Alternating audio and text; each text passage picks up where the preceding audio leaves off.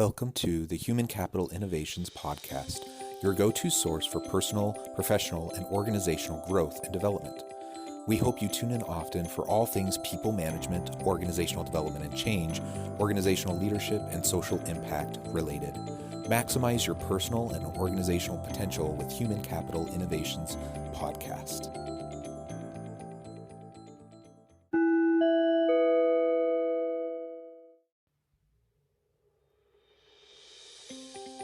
Welcome to the Human Capital Innovations Podcast. In this HCI podcast episode, I talk with Liz Kislik about how conflict-averse leaders can deal with conflict responsibly.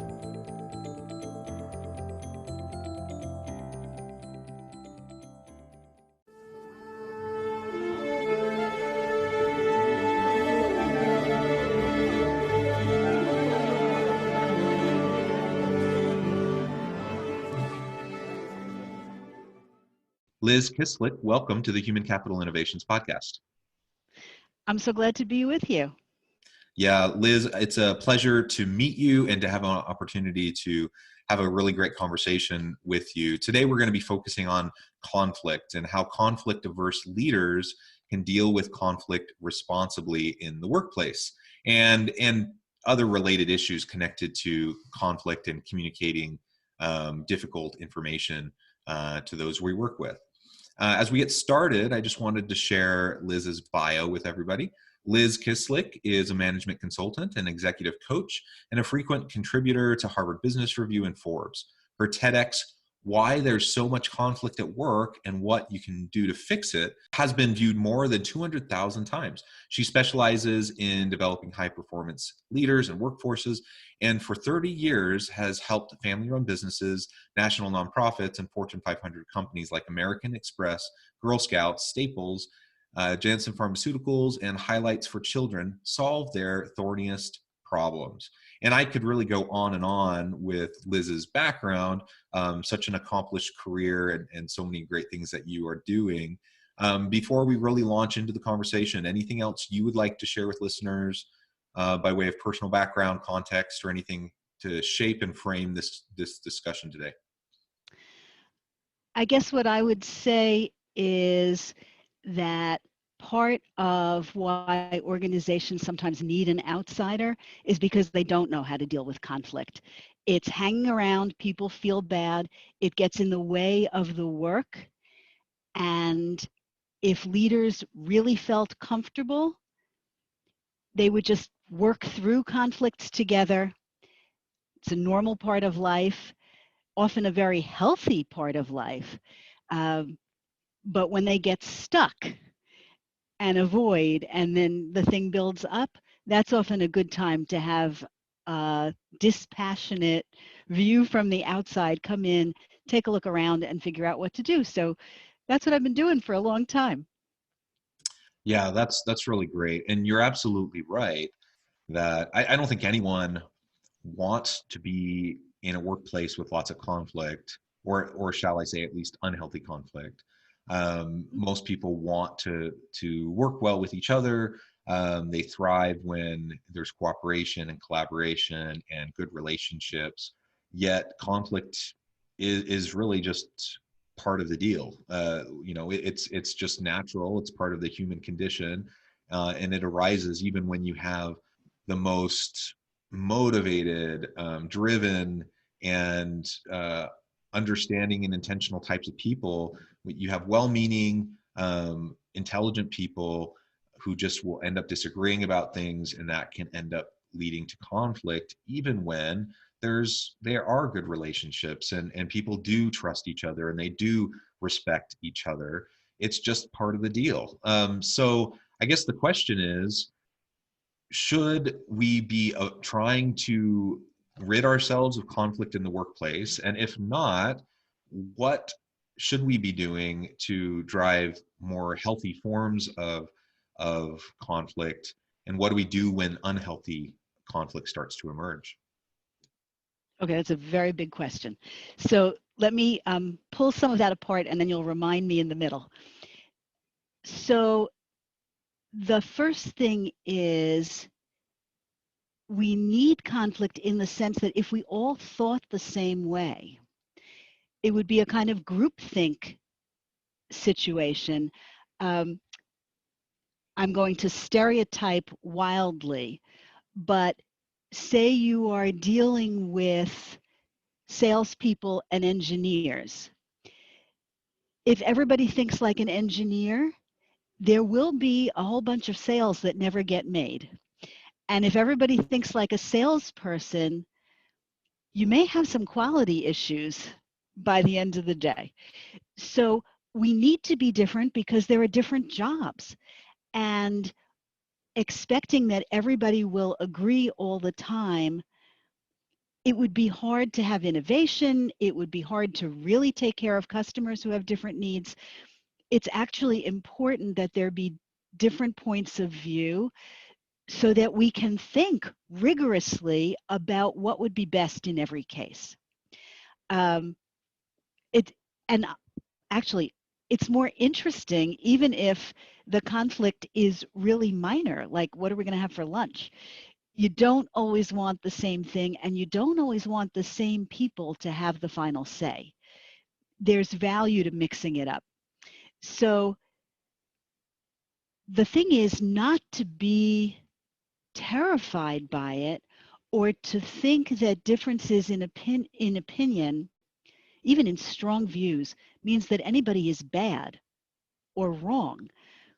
Often, the different views are perfectly correct from the different perspectives.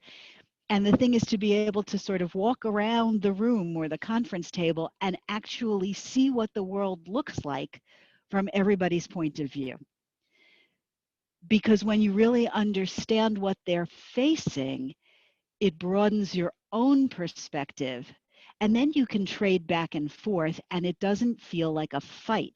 I think the thing that's really scary is when we feel like we'll be fighting, because then we're afraid we have something to lose. Yeah, I think you're absolutely right that we need diversity in the workplace.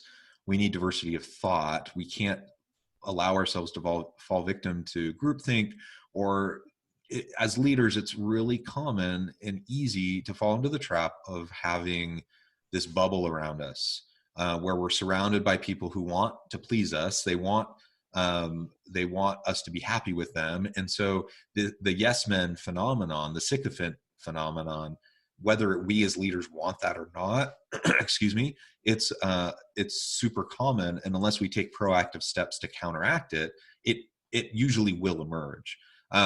It's just the nature of the way power differentials work and how organizations work, and so we need to proactively seek out cognitive diversity, and share diverse ways of thinking amongst our team so that we can get to better answers, and that necessarily brings with it the type of disagreement, difference of opinion that you are describing. Absolutely, that's going to be the case, because people are going to be passionate. If you have good people, they're going to be passionate about their work, and they're going to be passionate about their ideas, and they're going to be bringing their own expertise to the table. Of course, people aren't always going to agree, so that then of course does bring that level of potential disagreement. So the first thing I think is just that we need to be able to frame it for what it is. It's not negative in and of itself, right? In Right, fact, quite the opposite. It can be very positive.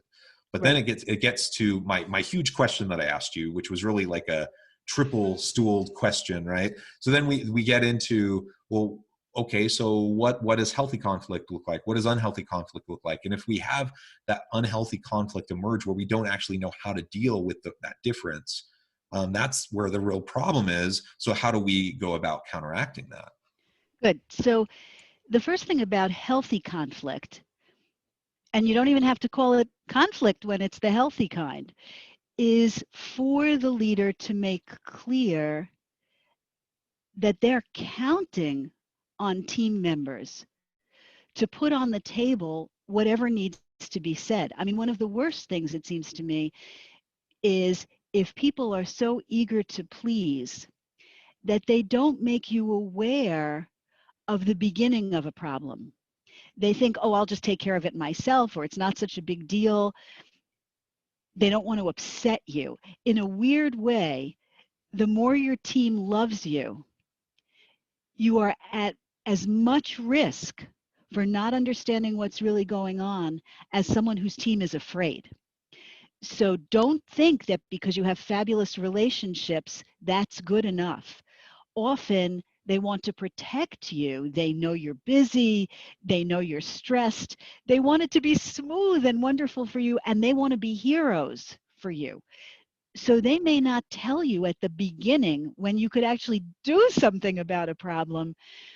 So you need this kind of phase zero in which you are establishing as a norm that you want to be aware of things that go wrong. I mean, not the tiniest little things, not we ran out of coffee and somebody has to get some more, but actual problems that affect the work, number one, and two, opportunities to make things better.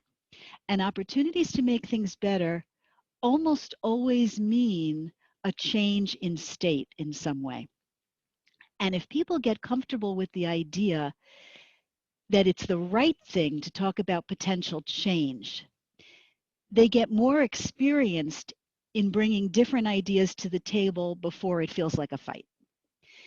So if that's the norm, part of how you work toward that is you ask good leading questions. You have to know enough about everybody's area to be able to ask smart, curious questions and not just ask for the standard reporting that happens every week or those kinds of operations meetings. I don't know if you've been in these where everybody gives the exact same report every week. You know, the numbers vary by a decimal point, but there's no real exchange of information. So it has to be clear that you want to know. That means making yourself curious first, and second of all, making yourself just a little impervious because you don't want to be the first person to respond all the time when people are sharing information. Because if you respond, everybody else will get quiet and your opinion rules. So you could ask leading questions. Tell me how such and such happened, or how did we get to this point? And you'll notice that both of those questions were how questions. They weren't why questions. Very often, not all the time, but very often a why question can sound accusatory or like there's an assumption somewhere that something went wrong. Why did you do it that way? Just sounds really different from tell me how you went about making that happen. Ask for the story. It can be exhausting to get the stories, but you've got to get people used to sharing them. So that's the first thing. And then the second thing is to say things like, oh, that's so interesting. Tell me more about that. Or that's so interesting. What other experiences have the rest of you had? Opening the discussion further as opposed to giving your judgment. Your judgment actually closes discussion. The other thing that closes discussion is a bad expression on your face. We often don't know what our faces are doing. I'm laughing because it's so common. I work with one leader. He does this raised eyebrow thing. One eyebrow goes up, and everybody in the room sort of takes a step back. What is he thinking? Are we in trouble? That's really risky. He hasn't learned to manage his eyebrow. Um, Another I just have to comment on that one. That is so funny, and it totally resonates with me in my home life because my wife tells me that I have certain expressions that she knows, like when I make those expressions, she reads a lot into them, and if I'm trying to have just an open conversation, I'm not trying to insert myself or assert my own position, but just the facial expression. So that really does matter. And it's interesting, nowadays amidst COVID and all of the Zoom meetings, I've actually found that in some ways to be a little helpful because while it's exhausting to be on Zoom meetings all the time, one of the benefits is that I can be a little bit more self-aware about my facial expressions as I'm talking to people. And because whether I like it or not, my ugly mug is staring right back at me on the screen, the whole time. And I'm not, uh, I don't have that benefit when I'm in a meeting in a room with other people usually, right? So you're absolutely right. We need to watch what we say. We need to not assert ourselves so we don't shut down the conversation. But those nonverbals, body language and facial expressions, just so important as well. Yeah. I have a client who really liked decisiveness. And if somebody went on too long, he starts checking his watch. That's a great way to shut somebody down, too.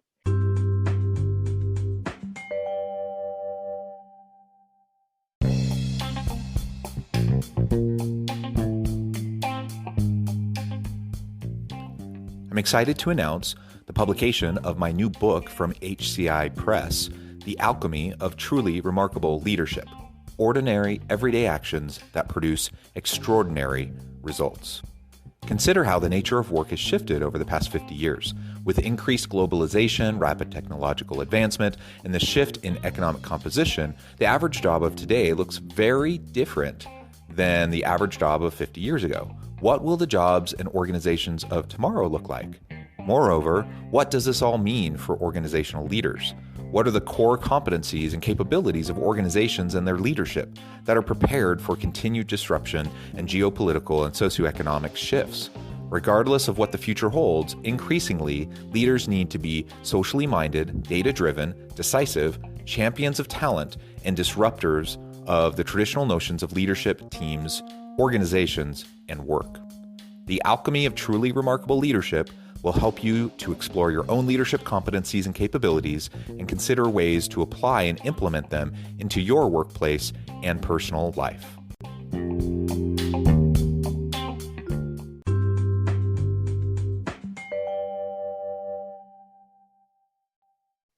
One of the interesting things about conflict, and that's whether you're the leader or a participant in it, managing your body is actually really important, because as soon as we feel at all under threat, and threat can just be that somebody doesn't like what we said or a disagreement. It's not that they're coming at us with a knife.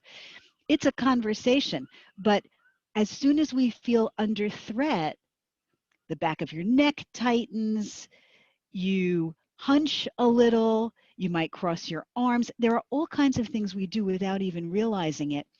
And everybody else's animal nature sees that, and they get tense right away too. Mirror neurons fire, the level, the temperature in the room, it just goes up a notch, and everybody thinks, is this danger or not? So if you can feel that you are starting to react, you need habits, tricks to cool yourself down fast. Or you need the equivalent of coded language. Oh, that must have been an exciting comment because I could feel myself getting revved up. Let me pause for a second and think about that. That will feel unnatural in the beginning, but it is so useful over time. And if you share with your team what you're actually thinking in that way, they will calm down and start to learn that they can do that too. Other language that can be helpful: ask your team to tell you. This is language that I use all the time. Oh, your face is very loud right now. What is it you're thinking? Get this stuff on the table and make it okay to say. Those are all aspects of healthy conflict. Another one is as soon as people start to get heated, because exactly to your point, people feel strongly about the work they're dedicated to and they want to take a stand. You can ask people if they're actually upset about it or are just excited, that kind of thing. You can also take breaks. Oh, we've come to a wonderful point in the discussion. Steve and Jill are really feeling strongly about this, I can see. This is a great time for a coffee break. Let's all think a little bit and then we'll come back together and pick it up again. Let people cool off. That's another great thing. Should I keep giving you more? I can give you more, or we can go on to the bad stuff. No, I mean those are great tips. So I think, and we could go on. That's fine. I I'm wondering though, perhaps you have some sanitized stories you can tell. Obviously, you don't want to divulge anything you're not supposed to divulge. Use pseudonyms. You don't need to say the name of the organization. But what are some of the types of things that you've seen that have cropped up in organizations? And I suspect that you probably see the similar types of things come up again and again and again. So if you can think of any examples of some of that unhealthy types of conflict that might emerge and what you've been able to do as you go in and help those leaders deal with that situation. Okay, I'm going to break them into two big buckets. This is overgeneralized, but it's useful for thinking about it. There are kinds of conflict that underneath are really structural. Those are like sales and operations kinds of conflicts where people's compensation may be different, their goals may be different, their whole purpose for life may feel very different to them from conflicts that are actually because of people's explicit behavior and relationship. So one example of the structural kind of conflict, I worked with a client where two work groups really were like opposing nation states. This happens all the time when you have a workforce or offices not all in the same place. They called each other by the name of the town they were in. It was as if the entire population of the town in one place was against everybody in the other place. It wasn't even about the work. It just sounded like a war. It took us a very long time because that doesn't happen in 2 weeks. That's the kind of thing that happens over years of repetitive slights, miscommunications, misunderstandings, not caring. That's a long time coming. And so when that kind of thing happens, you really have to do a lot of probing to find out what's the nature of the work. What are the rules, some explicit, some implicit, that people are believing and standing by without even checking to see if they're realistic or practical anymore? Old habits die hard. And these things can be so pervasive that the original conflict can have been between people and groups that have long been retired, gone, nobody even remembers them, but the behaviors and the feelings are transferred down the work generations. So that's one kind of thing. And digging into that and really examining work process and making the goals explicit is very important. You do a lot of mapping, a lot of whiteboard work in that kind of thing. And then you can eventually there also get to the relational and interpersonal items. And then you have the stuff that is really about relationship. Sometimes it's because a person behaves badly. There are people who have, I will call them bad interpersonal habits, where for whatever reason, the way they were raised, what happened in their first 2 jobs, they treat other people with disdain in some way, either because they make faces, the way we talked about before, or they don't have the time to hear them out, or they say things like, well, thanks, but that's not the direction we're going in. All of that says to the other people, you don't matter. So then if they want to bring you an opinion, it's almost like they have to strap their gun belt on just to feel confident enough to come in and talk to you about it. So they're too heated, too assumptive, sometimes too grandiose.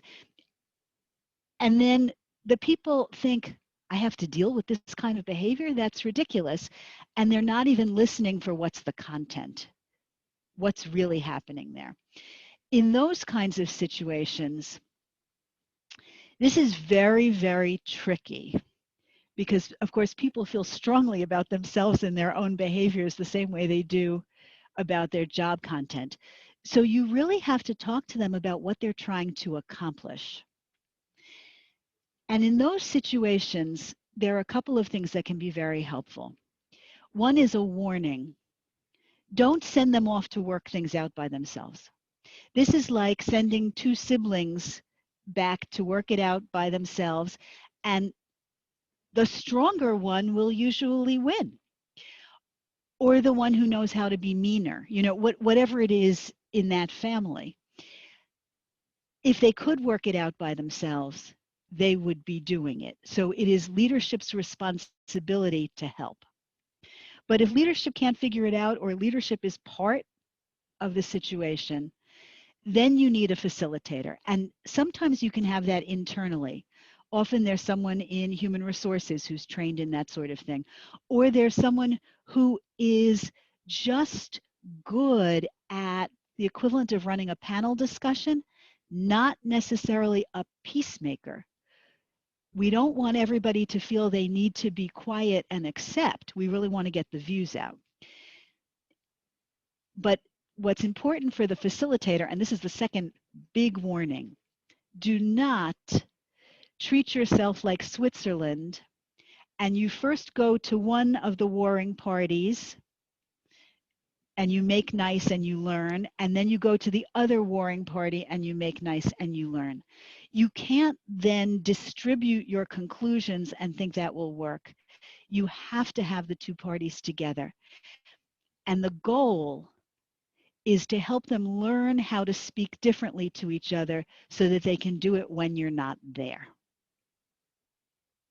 Yeah, I mean, those are great examples, and the types of structural, systematic types of frustrations and conflict that can emerge, and that just seem to perpetuate themselves, right? Right. And then really these interpersonal types of behaviors that can also lead to conflict.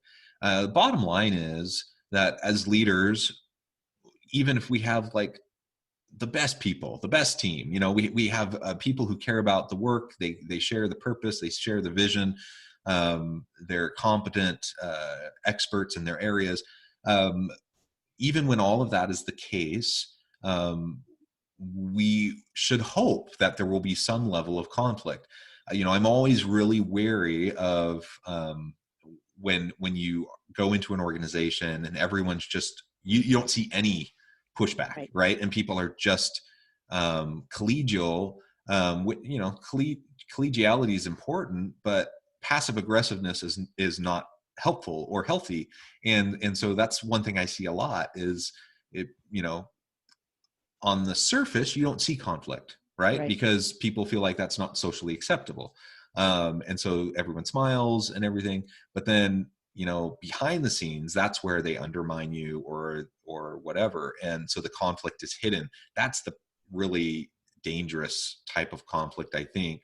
And really, I think it just comes down to reframing our understanding of the role and importance of difference of opinion, safety, a safety culture where people can speak up and feel not only like their views are welcome, but encouraged, and to recognize that it's okay. Like, I would way rather have someone challenge me directly in a meeting than nod their head, smile at me, say yes, and then leave the meeting and then go behind my back, right?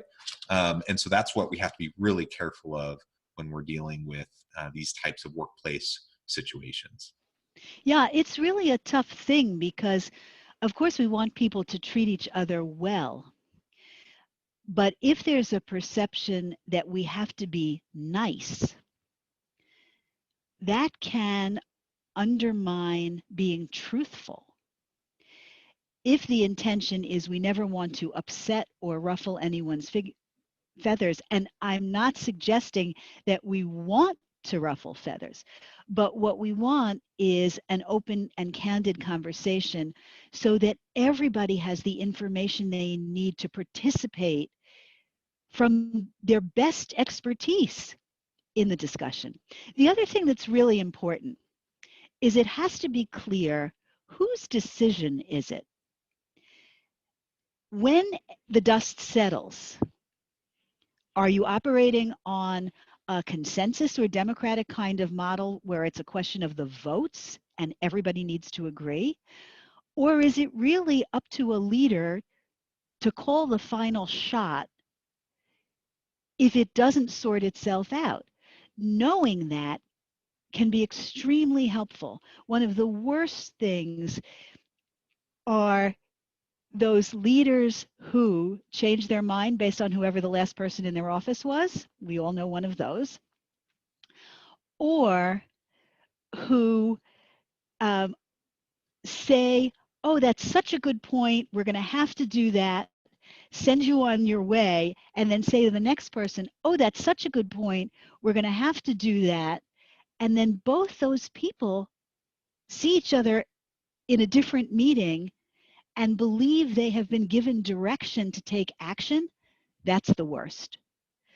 So it really is a responsibility of leadership and a dereliction in duty if leaders are not clear about what really has to happen.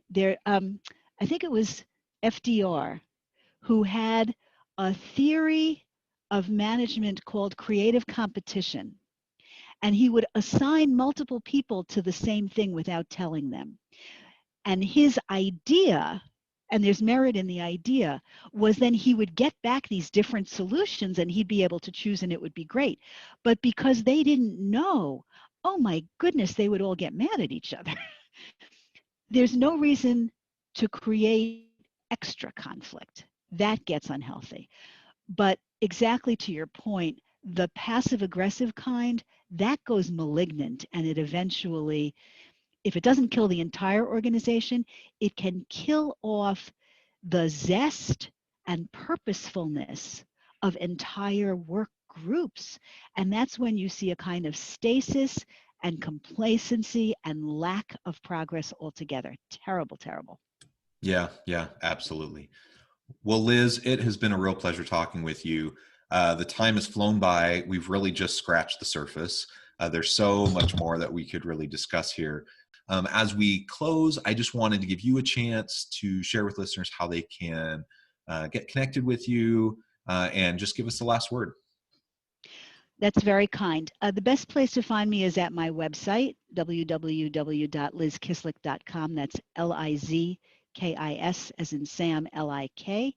And there you can find the TEDx on conflict. And also your listeners may be interested. There's a free ebook there that deals with the interpersonal aspects of conflict, and so many blogs and articles, loads of material. They can also find me on LinkedIn and Twitter, Liz Kislik again.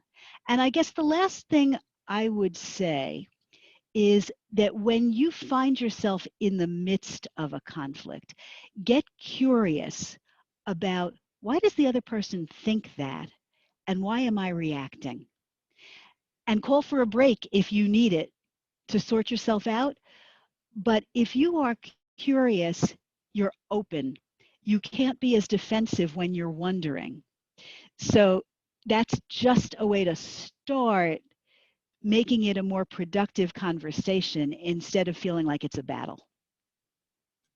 Excellent, excellent. Well, thank you, Liz. It's been a real pleasure. I hope listeners will reach out, get connected, check out the ebook, check out Liz's website. And as always, I hope everyone can stay healthy and safe. I hope you can find meaning and purpose at work each and every day. And I hope you all have a great week.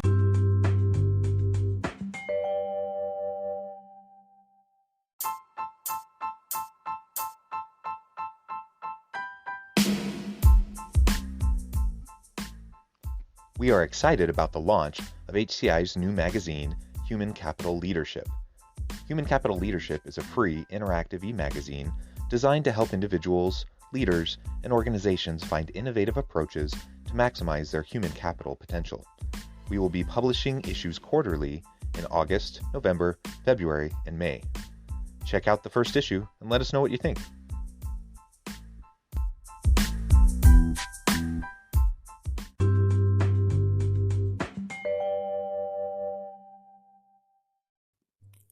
Thanks again for joining us for this episode of the Human Capital Innovations Podcast. I hope you stay healthy and safe and that you have a great week.